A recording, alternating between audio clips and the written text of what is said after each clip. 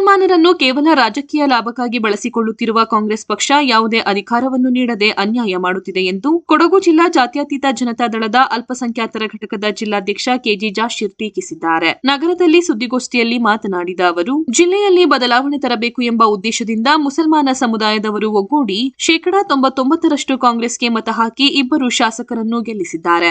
ಕಾಂಗ್ರೆಸ್ ಪಕ್ಷ ಅಧಿಕಾರದಲ್ಲಿದ್ದರೂ ಜಿಲ್ಲೆಯ ಮುಸಲ್ಮಾನ ಸಮುದಾಯವನ್ನು 2ನೇ ದರ್ಜೆಯ ಕೆಲಸಗಾರರಂತೆ ನಡೆಸಿಕೊಳ್ಳುತ್ತಿದೆ ಎಂದು ಆರೋಪಿಸಿದರು. ಕಾಂಗ್ರೆಸ್ ಪಕ್ಷಕ್ಕೆ ಹೆಚ್ಚು ಮತಗಳನ್ನು ನೀಡಿದ್ದರೂ ಅಧ್ಯಕ್ಷ ಸ್ಥಾನವನ್ನು ಕೇಳುವ ನೈತಿಕತೆ ನಮ್ಮ ಸಮುದಾಯದ ನಾಯಕರಿಗೆ ಇಲ್ಲದಂತಾಗಿದೆ. ಮತಗಳಿಕೆಗೆ ಮಾತ್ರ ಮುಸಲ್ಮಾನರಿಗೆ ಯೋಜನೆಗಳನ್ನು ಘೋಷಿಸಲಾಗುತ್ತಿದೆ. ಮುಸಲ್ಮಾನ ಗುತ್ತಿಗೆದಾರರಿಗೆ ಯಾವುದೇ ಕೆಲಸಗಳನ್ನು ನೀಡುತ್ತಿಲ್ಲ.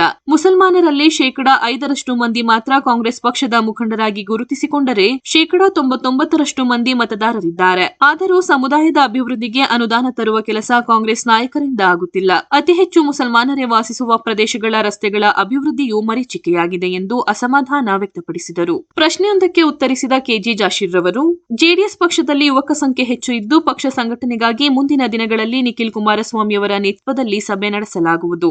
ಗ್ರಾಮ ಪಂಚಾಯಿತಿ ಮಟ್ಟದಿಂದಲೇ ಚುನಾವಣೆಗಳನ್ನು ಎದುರಿಸುವ ಮೂಲಕ ಜೆಡಿಎಸ್ ಪಕ್ಷವನ್ನು ಮತ್ತೆ ಅಧಿಕಾರಕ್ಕೆ ತರುವುದಾಗಿ ಹೇಳಿದರು. ಸುದ್ದಿಗೋಷ್ಠಿಯಲ್ಲಿ ಜೆಡಿಎಸ್ ಅಲ್ಪಸಂಖ್ಯಾತರ ಘಟಕದ ಮಡಿಕೇರಿ ತಾಲೂಕು ಅಧ್ಯಕ್ಷ ಕೆಎಂ ಅಶ್ರಫ್, ವಿರಾಜಪೇಟೆ ತಾಲೂಕು ಅಧ್ಯಕ್ಷ ಮಜೀದ್ ಚೊಕ್ಕಂಡಳ್ಳಿ, ಯುವ ಘಟಕದ ಅಧ್ಯಕ್ಷ ಕೆಎಚ್ ಸೈಫುದ್ದೀನ್ ಹಾಗೂ ಕುಶಾಲನಗರ ತಾಲೂಕು ಅಧ್ಯಕ್ಷ ವಿಪಿಎಸ್ ಶಿಯಾಬ್ ಉಪಸ್ಥಿತರಿದ್ದರು.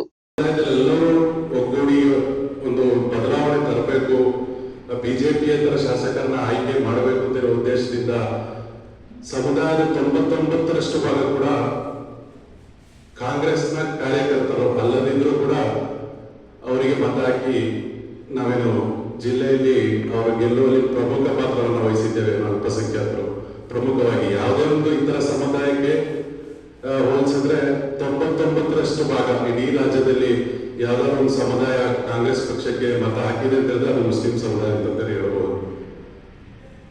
ನಾವು ಕೂಡ ವಿರೋಧ ಪಕ್ಷದಲ್ಲಿ ಇದ್ಕೊಂಡು ಏನು 2 ವರ್ಷದಿಂದ ಏನು ಕಾಂಗ್ರೆಸ್ ಪಕ್ಷ ಏನು ನಮ್ಮ ಸಮುದಾಯಕ್ಕೆ ಏನು ಕೊಡುಗೆ ಕೊಡ್ತಾ ಇದೆ ಅಂತ ಹೇಳೋದನ್ನ ನಾವು ಕೂಡ ಗಮನಿಸ್ತಾ ಇದ್ವಿ.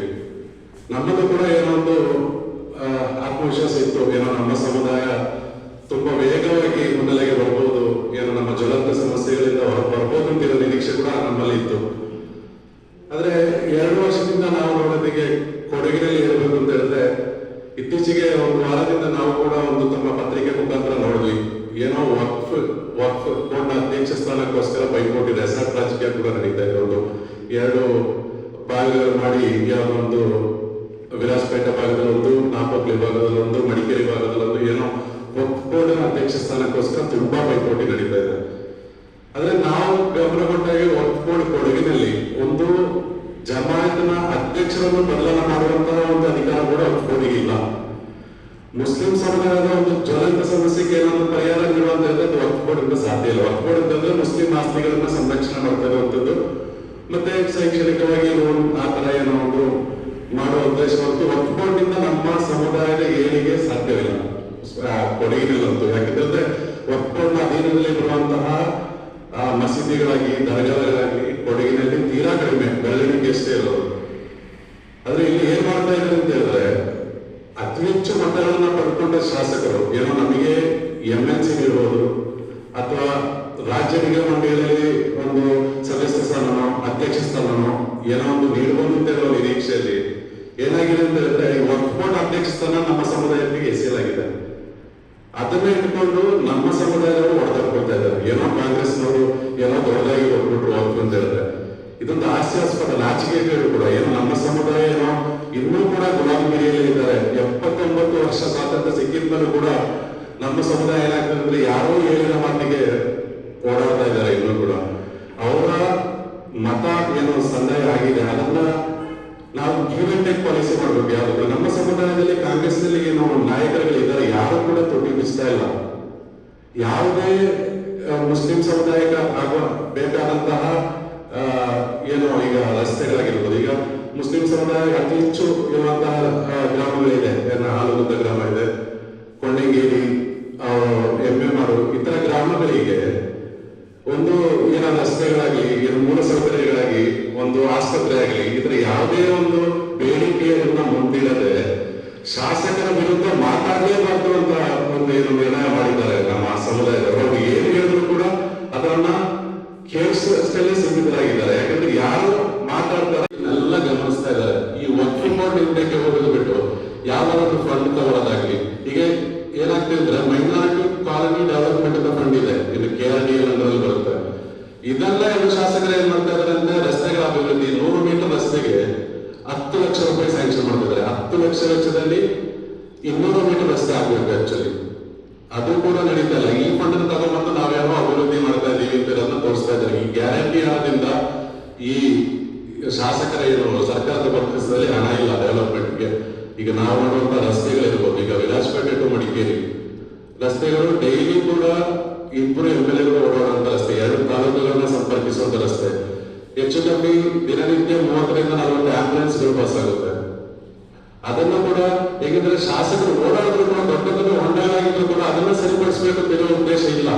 ಕಳೆದ 2 ವರ್ಷದಿಂದ ಕೂಡ ವಿಶೇಷವಾಗಿ ವಿರಾಜಪೇಟೆ ಶಾಸಕರ ಕಾರ್ಯಕ್ರಮದ ಲಿಸ್ಟ್ ನೋಡಿದ್ರೆ 95 ಭಾಗ ಖಾಸಗಿ ಕಾರ್ಯಕ್ರಮಗಳಿಗೆ ಮಾತ್ರ ಹೋಗ್ತಾ ಇದ್ದಾರೆ.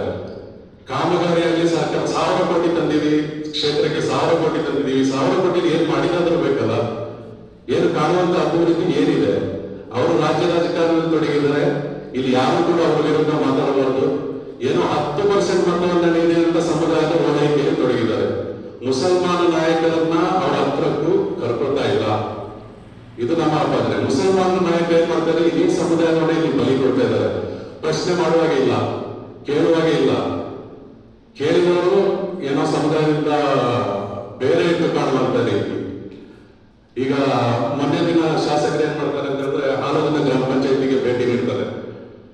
ಕಳೆದ 25 ವರ್ಷದಿಂದ ಬಿಜೆಪಿ ಶಾಸಕರಿದ್ದಾಗ ಅಲ್ಲಿನ ಗ್ರಾಮಸ್ಥರಿಗೆ ಅವರಿಗೆ ಬೇಕಾದಂತ ರಸ್ತೆಗಳನ್ನ ಕೇಳಲು ಒಂದು ಧೈರ್ಯ ಇರಲಿಲ್ಲ. ಯಾಕಂದ್ರೆ ಮತ ಕೊಡ್ಲಿಲ್ಲ, ಹೇಗೆ ಕೇಳೋದು ಅಂತ ಇರುವಂತ ವಿಷಯಗಳಿಗೆ ಈ MLA ಬಂದಾಗ ನಮಗೆ ರಸ್ತೆ ಬೇಕು ಅಂತ ಹೇಳಿದ್ರೆ MLA ಅವರಿಗೆ ಹೇಳ್ತಾರೆ, ನೀವು ಕೇಳಿ ಒಬ್ಬರ ಹತ್ರ ಕೇಳಿ, ನೀವು ಪ್ರತಾಪ್ ಸಿಂಹನ ಹತ್ರ ಹೋಗಿ ಈ ತರವಂತ ಹೇಳಿಕೆಗಳು.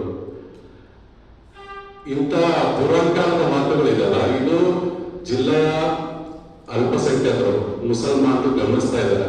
ಮುಂದಿನ ದಿನದಲ್ಲಿ ನೀವು ಗೆಲ್ಲಲಿಕ್ಕೆ ಕಾರಣಕರ್ತರಾದಂತ ಈ ಸಮುದಾಯ ಇದೆಯಲ್ಲ, ಕೇವಲ 10% ಜನ ಬೇರೆ ಕಡೆ ಮತ ಚಲಾವಣೆ ಮಾಡಿದ್ರೆ ಜಿಲ್ಲೆಯಲ್ಲಿ 2 ಶಾಸಕರು ಕೂಡ ಗೆಲ್ಲಲ್ಲ. ಅದರಿಂದ ನೀವು ನಮ್ಮ ಸಮುದಾಯನು ಕಾಂಗ್ರೆಸ್ ಪಕ್ಷಕ್ಕೆ ನಾವು ಒತ್ತಿಟ್ಟಿಲ್ಲ. ಸಮುದಾಯ ಧರ್ಮ ಅದು ಬೇರೆ. ಆದ್ರೆ ರಾಜಕೀಯದಲ್ಲಿ ನಮ್ಮ ಸಮುದಾಯದ ಹೆಚ್ಚು ಜನ ಕಾಂಗ್ರೆಸ್ನಲ್ಲಿ ಕೆಲಸ ಮಾಡ್ತಾ ಇರ್ಬೋದು. ಆದ್ರೆ ಮತವೂ ಕೂಡ ಕಾಂಗ್ರೆಸ್ಗೆ ಹೆಚ್ಚಿಗೆ ಹಾಕಿರ್ಬೋದು. ಮತ ಹಾಕಿದವ್ರನ್ನ ಬಿಟ್ಟು ಮತ ಹಾಕದವ್ರನ್ನ ನೀವು ಓಲೈಕೆ ಮಾಡ್ತಾ ಇದ್ದಾರೆ, ಮುಂದಿನ ದಿನಗಳಲ್ಲಿ ಕಡಾಖಂಡಿತವಾಗಿ ನಿಮ್ಮ ಸೋಲು ಖಚಿತ ಇದೆ. ನಮ್ಮ ಏನು ಶಾಸಕರಲ್ಲಿ ಇದ್ರು ಮಾಜಿ